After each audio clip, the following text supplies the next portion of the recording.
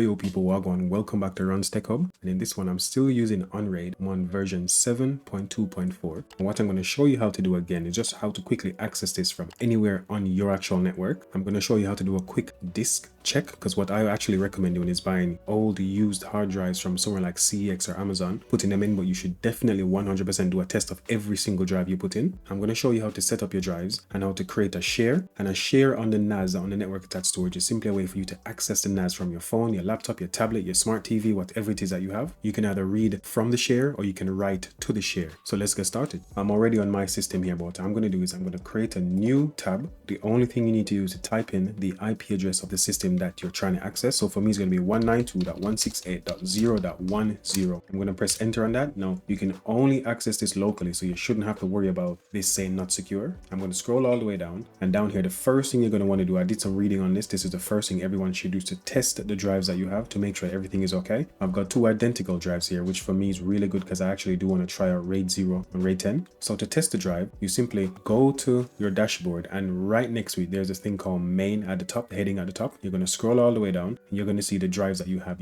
I only have two drives in there at the moment. This one here, you don't touch that one. That one is where the operating system is installed. I'm going to go down to where it says dev 1 and dev 2. I'm going to click on dev 1 and simply go to self-test at the top, and then simply start the test. To start the test, all you need to do to click on where it says smart extended self-test here and click start. Follow the on-screen instructions and do this for both your drives. Once you've finished your drive checks, what you're going to want to do is go back to where it says main, and at the very top you see device. You're going to see parity and parity 2. Now parity drives are a way for you to essentially rebuild your data or recover your data if something were to go wrong with some of your drives. Below that, you're going to have from disk 1 all the way down to disk 22. This is going to be where you set the drives you want to add to your pool, and the pool is going to be the space, the usable space that you as a user can access. For example, I've got two 500 gigabyte, two 480 gigabyte drives in here, so essentially I'm going to have 1 terabyte depending on the configuration I choose. I'm not going to be doing any parity because I'm only using this for testing at the moment, and because I only have a 1-year license, it's probably not worth it for me. So what I'm going to do is for disk 1, I'm going to click on there and I'm going to choose my first drive, which is SDB for me, and when that loads up again, disk 2, I'm going to choose my other drive because the other drive has now been removed. That I only have 2 SSDs in this system. If you have more drives, please be careful on the drive that you choose, and if you're doing this for a small company, for a home office, and you need to make sure that the data is recoverable, please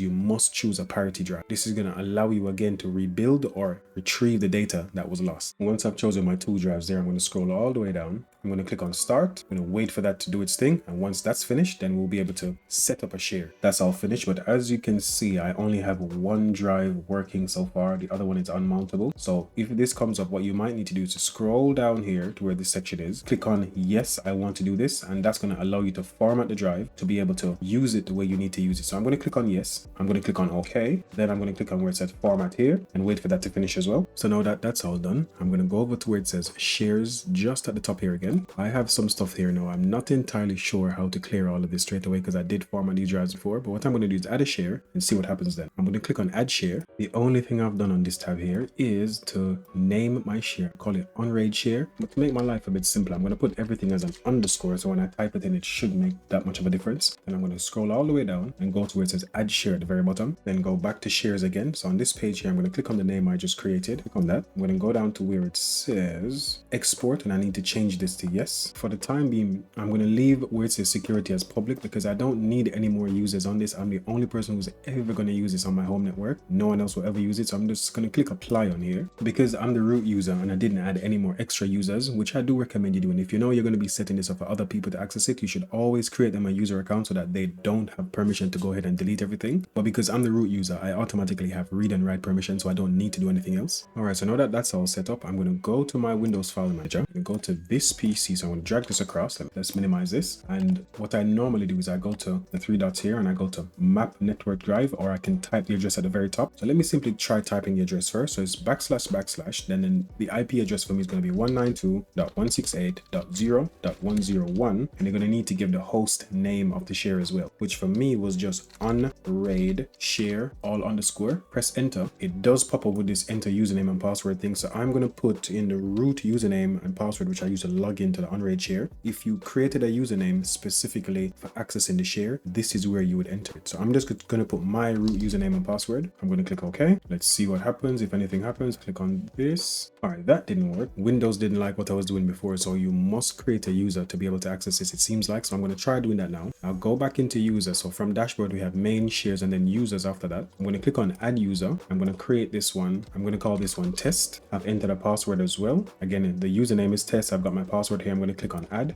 Then, so after I've successfully created my users, I need to go back to shares. Then under Unraid share, the one I just created now, I'm going to find a way to delete these, but I'm going to leave them for now. Go to Unraid share. Then under here, I need to change a few settings. I already have export as yes. That means everyone will be able to see it. And then I also have security as public. Now it did give me a warning here, which I totally ignored. So Windows is just being silly where it must have a username and password, even though it's a completely open share. So what I'm going to do now, I'm going to leave it as public because again, I am the only one who will be accessing this. If on your NAS in your house, in your small office, other people are going to be using it and you want to keep like a log of everyone who logs in and stuff like that, then you need to choose a secure or private. Secure is going to ensure that every single person must log in with their own username and password to be able to access the share. I'm going to leave it as it is for me. I'm going to click done and I'm going to go back to my Windows system now. And I'm going to simply type the address at the top here. Now you can go to the three dots here and you can click on map network drive. Here we go. And it will do a more or less exactly the same thing. But for some reason, I just prefer to type it at the top as a quick test to see if it actually accesses it first. So I'm going to simply type / 192.168.0.101 / Unraid share. I'm going to press enter on that. My login window comes up again. Can I minimize this? Yeah, my login window comes up. I'm going to type in my username, which was, I think it was test. I could spell test, and then it's going to be that for my password. I'm going to choose OK, and let's see what happens. Is anything going to pop up? I have no error message yet, but nothing else has popped up. So let me go back to this PC now. Yep, it seems to be working fine. So now I know this works. I'm going to go in there quickly. So Unraid share. Then I'm going to simply try to create something. So if I click on new here, I'm on Windows 11. Click on new. Let's do text file. Is text file there? Nope. Let's do folder first. It's fine. I'm going to press A, B, C. Press enter. That works fine. I'm going to try and copy into that folder a text file with all my social media stuff. Let's see if it opens from there. Yep, opens perfectly fine. No issues there. So I'm going to close this. What I'm going to do next is try to map this as a drive. So every time I go in, I can see it here like I see my Raspberry Pi share. So I'm going to click on the three dots, go to map network drive. The drive letter doesn't really matter, so I always leave that empty. Folder, I'm going to click on / 192.168.0.101 / what was it? Unraid, if I can spell, Unraid share. I'm going to click finish, and yeah, it comes up perfectly fine. So, and I can see the two files I created earlier with the folder and the text file. Now, if I go to this PC, I can see both my shares here. So for this one, I've got 894 gigabytes free. So I need to find a way to delete that stuff that was taken up here. So I'm going to stop this video here so it doesn't get too difficult or too techy. What I'm going to do next is show you how to access this from an Android phone. Then I'm going to show you how to access this from Zorin OS. The process should be relatively similar for all distros. And I'm going to also try accessing this from Chrome OS as well to see how well it works, because I know Unraid has a lot more features than, let's say, Open Media Vault. Even though you can bolt on as many features as you want for Open Media Vault, for simplicity, Unraid seems to be a bit more simple. It does have a lot more menus and sections, but it seems to be more simple and it seems to be more feature rich. Anyways, thanks for watching. Like and subscribe, comment and share.